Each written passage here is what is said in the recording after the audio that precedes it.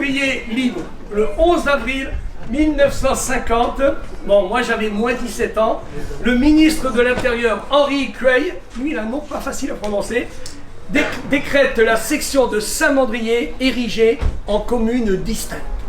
Rien que ça s'applaudit.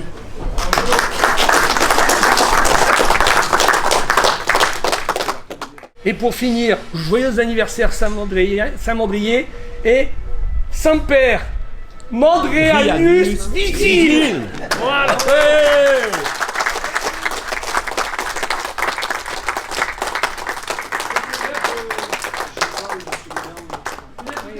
Alors pourquoi des élus depuis 1887 avaient décidé de se séparer de la Seine? Comme la Seine d'ailleurs s'était séparée de Sifour en 1657, tout simplement parce qu'il y avait des problèmes. Il y avait d'une part des problèmes politiques, puisque les couleurs politiques n'étaient pas la même entre les habitants de Saint-Mandrier et les habitants de la Seine. Et puis il y avait des problèmes très terre à terre. Il n'y avait pas d'eau au village avant 17h. C'est-à-dire que les Sénois, eux, avaient de l'eau, mais pas les Mandréens. Le port était en désuétude, les quais, les planches étaient pourries, etc.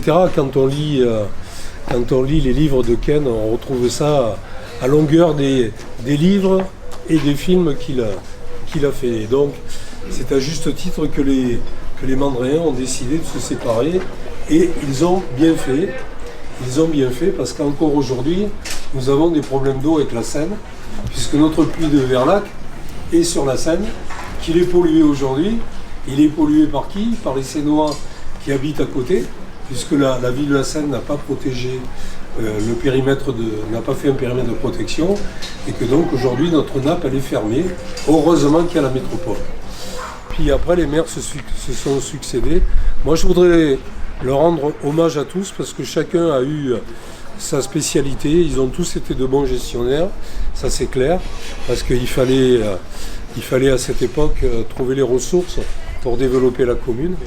La commune s'est fortement développée tout d'un coup, puisque c'est Louis Clément puis ensuite Mac Juvénal qui ont assaini la partie du Pin-Roland. Et c'est là que tout d'un coup on a vu une population qui est passée pratiquement de 50 habitants au Pin-Roland à plus de 1200. Ils ont tous en commun une chose, et ça c'est pour moi le principal, c'est qu'ils ont su garder son authenticité à notre village.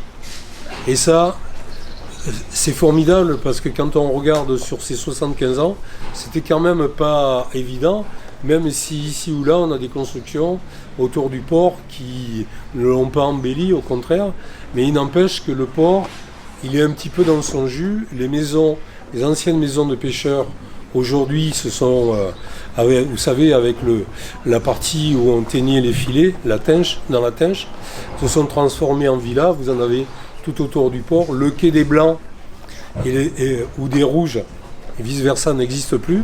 Il y a bien eu un rassemblement de la population. Et puis, on va dire que les derniers maires se sont efforcés à ce que la population du Pin-Roland et du village vive en bonne intelligence. Et on a eu hier soir un très bel exemple de ce mélange des populations. Alors, à un moment, j'ai noté que apparemment il y avait des élus qui avaient un certain caractère et puis une envie de travailler pour la commune, qu'il fallait qu'il y ait une contradiction. Mais aujourd'hui, on a un bel exemple. Moi, je suis désolé. Aujourd'hui, il n'y a que la majorité qui est là.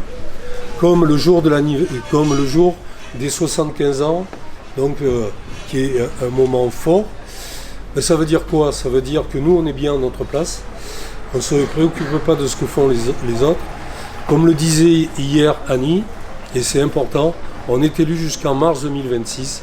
Et jusqu'en mars 2026, jusqu'au dernier jour où un nouveau maire sera élu, nous continuerons à travailler parce que nous le faisons uniquement parce que nous aimons Saint-Mandrier et nous aimons les Mandréens. Merci. Bravo.